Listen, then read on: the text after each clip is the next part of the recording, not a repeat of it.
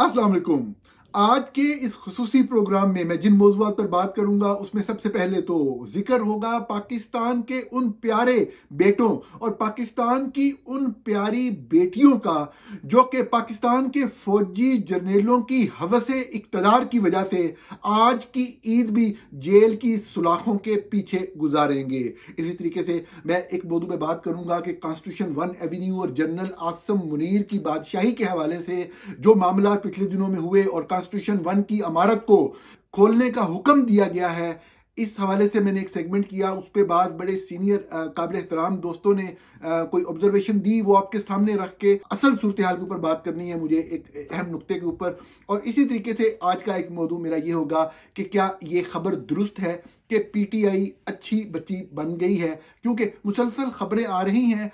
PTI के अपने लोग इस हवाले से क्या बताते हैं, आपके साथ ये तमाम मालूमात शेयर करेंगे। लेकिन ईद के दिन की मुनासबत से सबसे पहले बात करते हैं पाकिस्तान के उन बहादुर नौजवान और खूबसूरत बेटों का और उन बहादुर बेटियों का जो कि पाकिस्तान पे काबिज फौजी जर्नेलों की हवसे इक़्तिदार की वजह से जेल की सुलाखों के पीछे बंद हैं। ये वो बेटे हैं पाकिस्तान के, ये मादरे वतन की वो बेटियां हैं जिनमें से किसी एक के ऊपर भी कोई ऐसा इल्ज़ाम नहीं जो कि जुर्म के मानों में आ सके।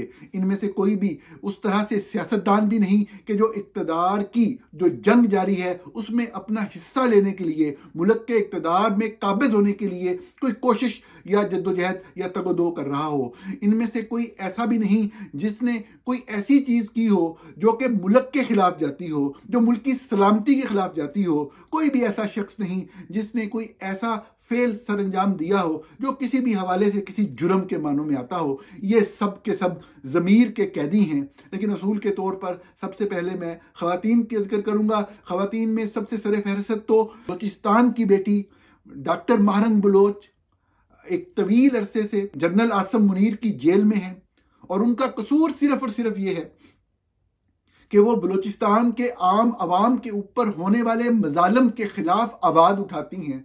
उनका कसूर सिर्फ और सिर्फ ये है कि उन्होंने बलूचिस्तान में इंसानी हकूक का तकाजा किया है, मुतालबा किया है।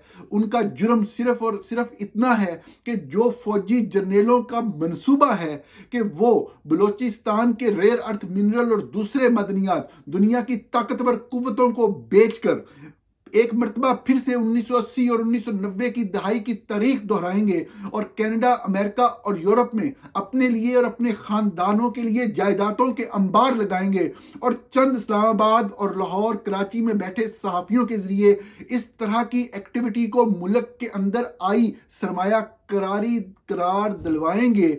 इसी जुर्म की सजा में कि इन वसाइल के ऊपर अगर किसी का हक है तो वो बलूचिस्तान के बेटों का है, बलूचिस्तान की बेटियों का है, बलोच अवाम का है। यही आवाज़ उठाते उठाते कभी तो उन्होंने इस्लामाबाद में, जो कि मुल्क का दारुल खुलाफा है, बदतरीन हालात का सामना किया। बारिश के अंदर, बदतरीन मौसमी सूरत हाल के अंदर वो अपने साथियों के साथ, साथी खवातीन और मर्दों के साथ वहाँ बैठी रहीं, मुकाबला किया। पाकिस्तान की फ़ौज ने बजाय उनके लिए कोई सहूलत फराहम करने के, बजाय उनके साथ बात करने के, चंद सहाफ़ी लॉन्च किए जिनके ज़रिए मुसलसल बलोच लोगों की और खुसूसन डॉक्टर महरंग बलोच की तजलील करवाने की कोशिश की गई।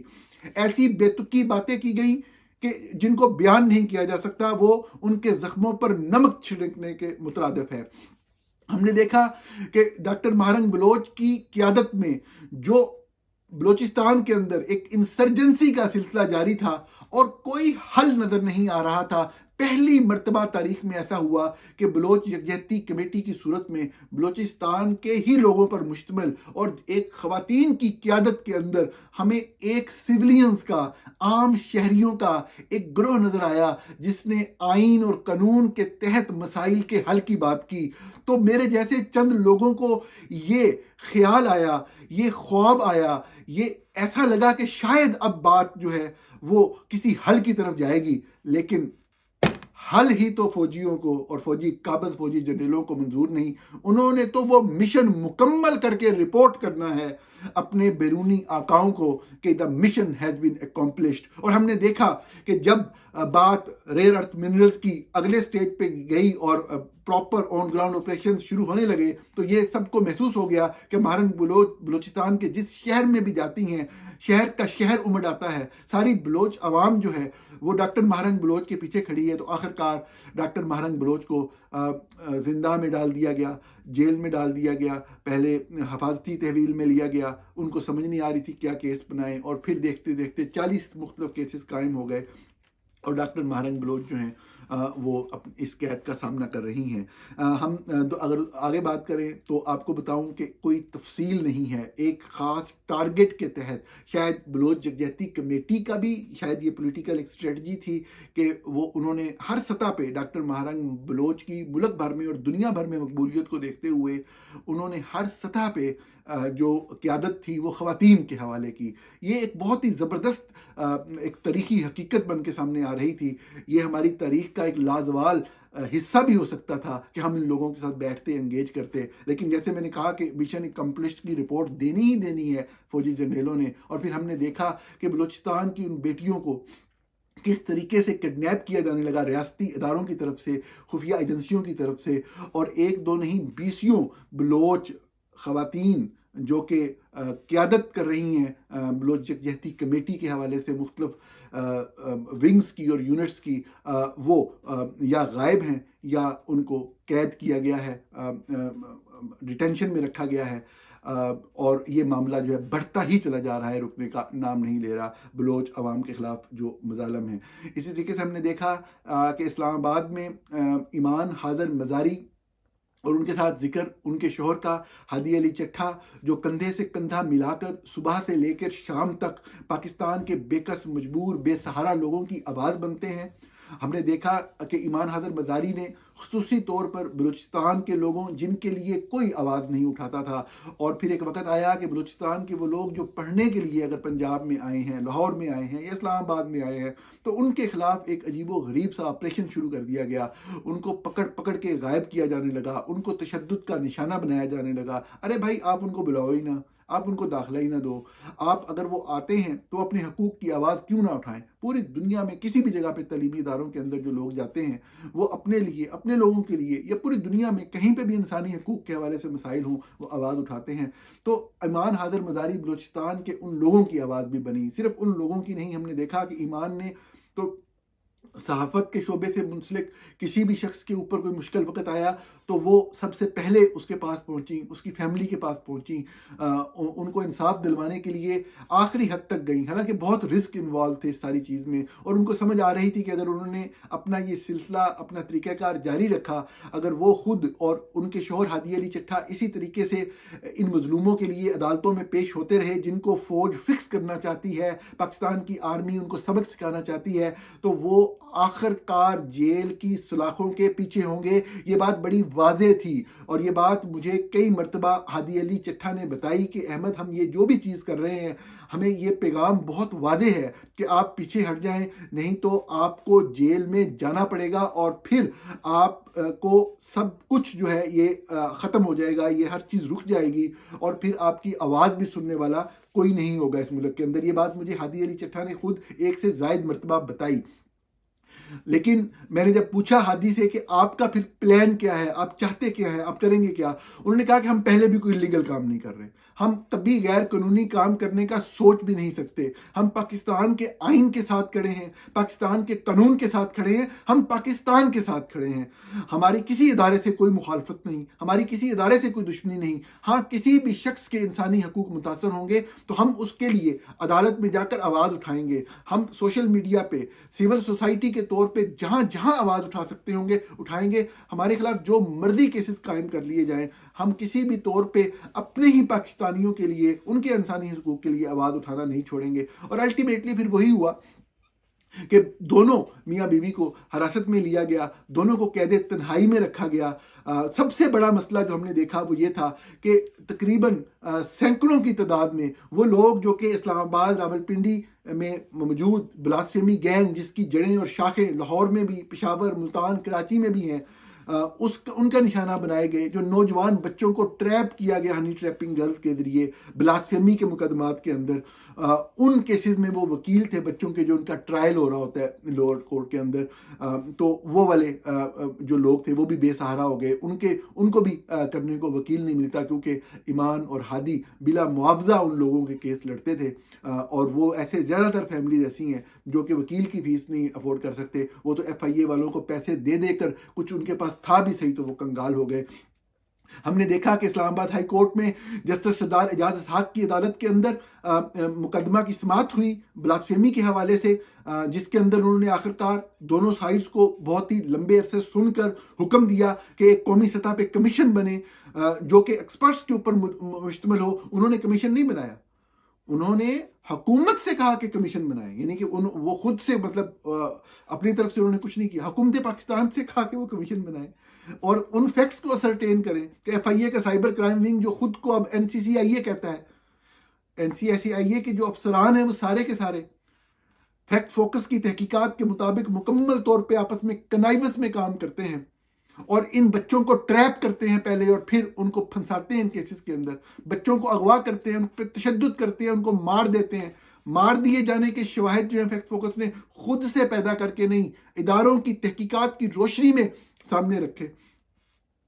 तो मैं आपको ये बताना चाहता हूं कि इस वक्त ये डेवलपमेंट चल रही है, जिसकी डिटेल आपको फैक्ट फोकस बहुत जल्द फराहम करेगा, कि वो बेचारे जस्टिस सरदार एजाज इसहाक का जो ऑर्डर था कि वफाकी हुकूमत एक कमीशन बनाए, तो अल्टीमेटली अब सूरत हाल ये है कि लाहौर के अंदर जो विक्टिम फैमिलीज हैं उनको राब्ता किया जा रहा है एक लोअर लेवल के FIA के, यानी कि NCCIA के अफसर के जरिए, और उन्हें कहा जा रहा है कि जी मोहसिन नकवी साहब ने कहा जी आपने कोई दरख्वास्त दी थी तो आप आए, अपना कोई बयान वगैरह दे रहे हैं तो दे दें।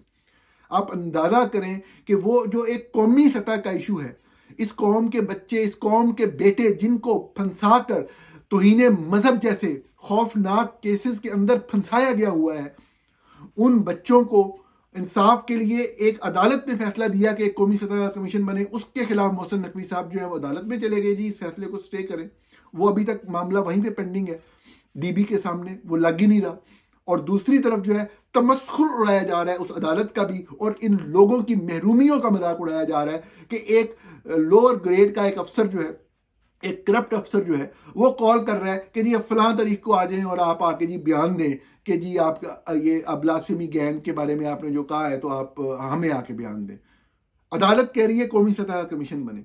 आप अंदाजा करें, इसी तरीके से पाकिस्तान में अगर कभी मज़ाहमत की तारीख रखी जाएगी तो पाचा खान से बड़ा शायद इस सिस्टम को, इस जुल्म के निज़ाम को मज़ाहमत पेश करने वाला कोई शख्स बाचा खान से बड़ा नहीं गुजरा। बाचा खान के बच्चों में, बाचा खान के फॉलोअर्स में अगर किसी शख्स का नाम तारीख में सुनहरी हरूफ में रखा जाएगा तो वो यकीनी तौर पर अली वजीर हैं।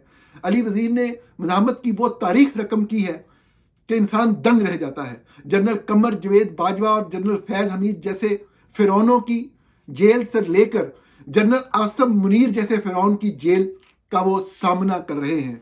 हमने देखा कि तमाम अदालतें इस बदतरीन जुल्म के निज़ाम के अंदर भी जब कोई भी चीज़ नहीं मिलती, तमाम वकील खड़े होकर उस पूरे केस को झूठा साबित कर देते हैं जो रियासत ने अली वजीर के खिलाफ बनाया होता है।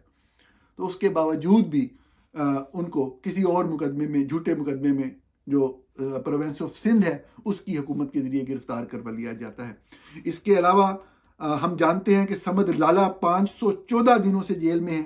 ये PTM के लोगों ने एक पोस्ट शेयर की सोशल मीडिया में, तो मैंने उसको देखा और उसके मुताबिक ये है कि हनीफ पश्तीन और नूरुल्लाह तरीन 197 दिन से ISI ने उनको एक फोर्स डिसअपेरेंस में रखा हुआ है, और चंद दिन पहले, सिर्फ 8 दिन पहले फरीदी जो हैं उनको उठाया गया है। बलूचिस्तान से ताल्लुक़ रखने वाले लोगों की तादाद गिनती में नहीं आती। वजह सिर्फ यह है कि उनके पास इस तरह की खबर बनाने के लिए भी वक्त नहीं। रियासत इस तरीके से उनके पीछे है और उनको ख़त्म करने के ऊपर तुली हुई है। ये सब रियासत के बच्चे हैं, ये सारे पाकिस्तान के बच्चे हैं, ये पाकिस्तान की धरती के बेटे हैं, ये सिर्फ अपने हकूक की जंग लड़ रहे हैं। इन्होंने ये तो इदारों के साथ भी कोई दुश्मनी नहीं रखते, इनके कोई पॉलिटिकल मोटिव्स भी नहीं हैं। ये पाकिस्तान की बेहतरी की बात करने वाले लोग हैं। ईमान मजारी, हादी अली चट्ठा जैसे लोग, महारंग बलोच, अली वजीर जैसे लोग पाकिस्तान के माथे का झूमर हैं, पाकिस्तान के नौजवानों के असल कायद ये लोग हैं। और इन लोगों को इसी वजह से कि जनरल आसिम मुनीर के इक़्तिदार को खतरा है उन लोगों से जो सच बोलते हैं, जो सच कहते हैं और जो हक की आवाज़ उठाते हैं। इन लोगों को खराज तहसीन। आज के दिन इन लोगों को आप भी अपनी सोशल मीडिया पोस्टों में इनका जिक्र करना ना भूलें। इन्हीं लोगों की वजह से अगर कोई निज़ाम, सोसाइटी चल रही है तो वो इन्हीं लोगों की वजह से है कि जो कि वक़्त के बदतरीन फिरौनों के सामने जो है गर्दन झुकाने से मुसलसल इनकार कर रहे हैं। अगले मौजू पर चलते हैं और अगला मौजू बहुत ही मुख्तसर इस्लामाबाद में ट्विन टावर के हवाले से, कॉन्स्टिट्यूशन 1 एवेन्यू के हवाले से मैंने अर्ज किया, गुजारिशात पेश की, मैंने पूरा पस मंज़र पेश किया जिसको मैं भी रिपीट नहीं करता कि किस तरीके से होटल का बता के, और वो होटल जो पाकिस्तान के लिए ज़रूरी था, जो पाकिस्तान की इकॉनमी के लिए ज़रूरी था, उस होटल का बता के फ्री में, मुफ्त में ज़मीन लेकर, जो चंद पैसे दिए वो भी एक हुकूमती बैंक से कर्जा लेकर देकर, उसके ऊपर एक रायशी टावर खड़ा करके पाकिस्तान की सबसे प्राइम लैंड पे पाकिस्तान की जो एलीट है उसको वहाँ पे उस तरफ मबजूब कराया गया कि आएँ और यहाँ से खरीदें, पैसे लें। और वहाँ पे वो उन्होंने अपार्टमेंट खरीदे। पाकिस्तान की जो अमीर तरीन लोग हैं, जनरल बाजवा की फैमिली और पता नहीं कौन कौन लोग, मिलिट्री के भी बहुत सारे लोग उसमें हैं, पॉलिटिशियंस भी बहुत हैं, बिजनेसमैन भी हैं।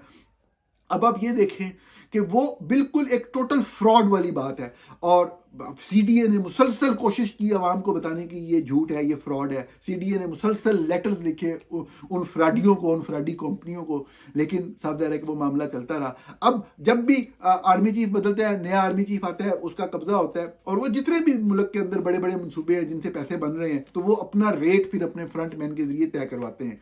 मैंने ये अर्ज किया कि अब चूंकि आसिम मुनीर के दौर में कॉन्स्टिट्यूशन 1 एवेन्यू के हवाले से कुछ नहीं हुआ था तो कुछ होना जरूर था। और ये वही हुआ कि जो भी वहां पे कार्रवाई करवाई गई कि रात के 12 बजे उन्हें कहा गया कि आप खाली करें, तो बुनियादी तौर पे, और उसके बाद फिर जियो न्यूज़ पे बैठ के सारों ने रोना शुरू कर दिया कि ये देखें रात के 12 बजे खाली करा रहे हैं, पाकिस्तान में तो अब जो है वो कोई इन्वेस्टमेंट ही नहीं आनी।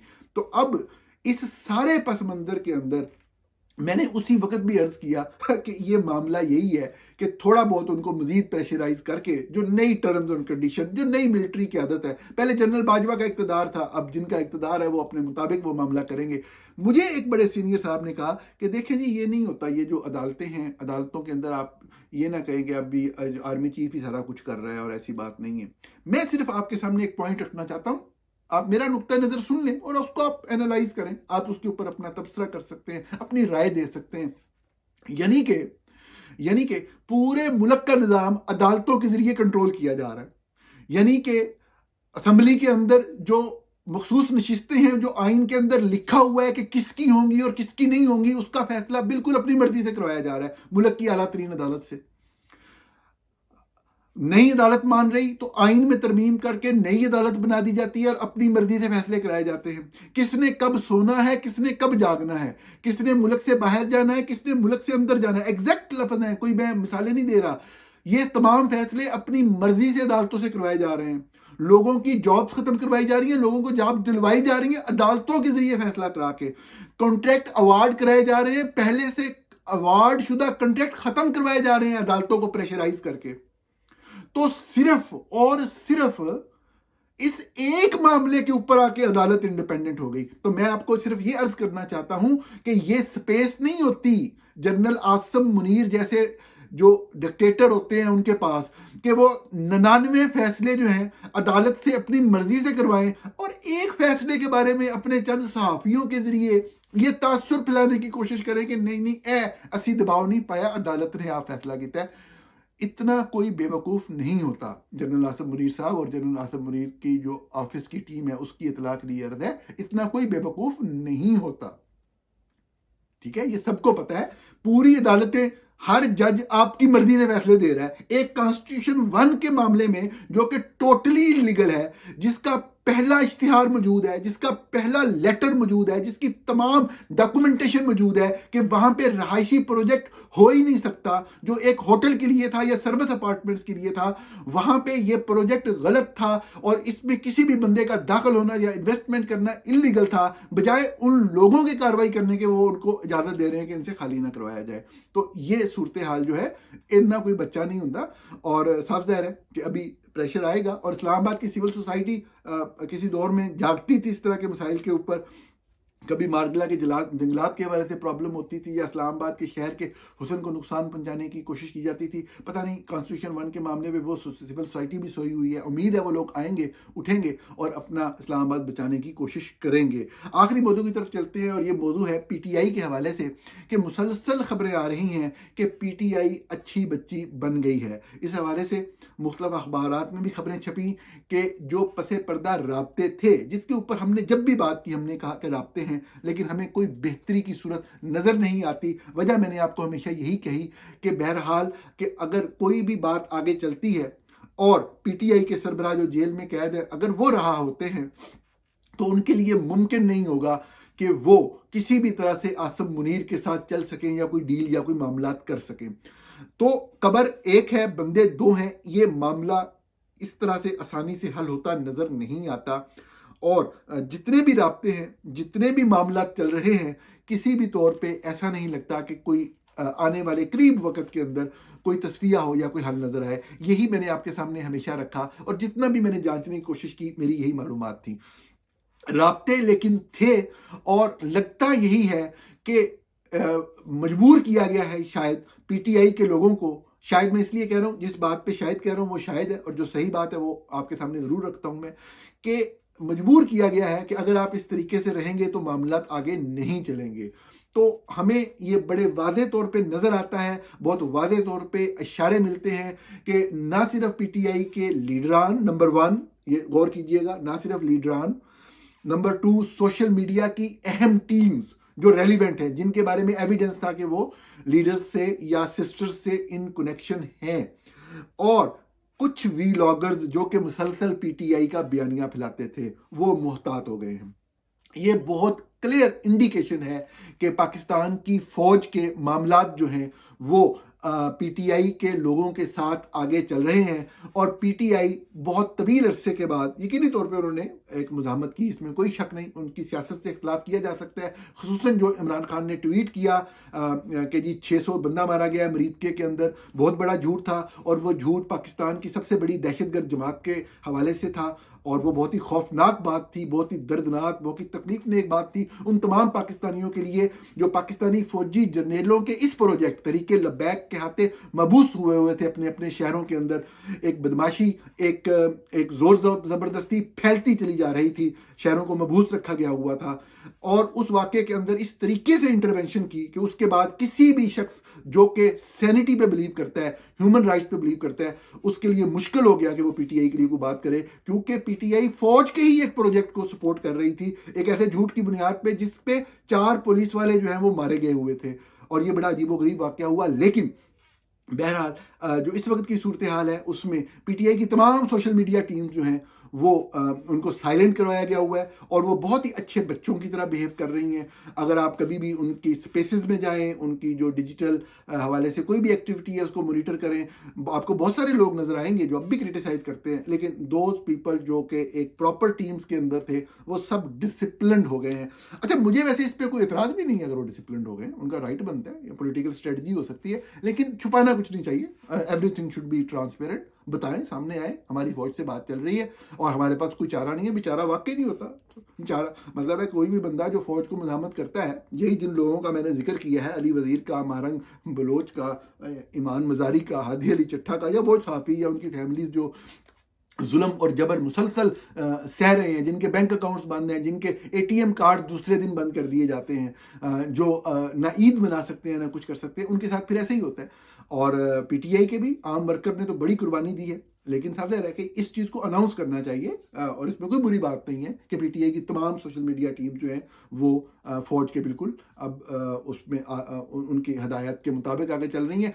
मेरी ख्वाहिश बहरहाल होगी, मेरा इख्तलाफ ज़रूर हो सकता है, मेरी बड़ी ख्वाहिश होगी कि उनको रिलीफ भी मिले, उनके कायद भी बाहर आएँ और इसमें कोई बुरी बात नहीं है। बाहर आएँ और सियासत करें, सियासत होनी चाहिए। नाज़रीन, ये था आज का प्रोग्राम, आपसे कल फिर मुलाकात होगी।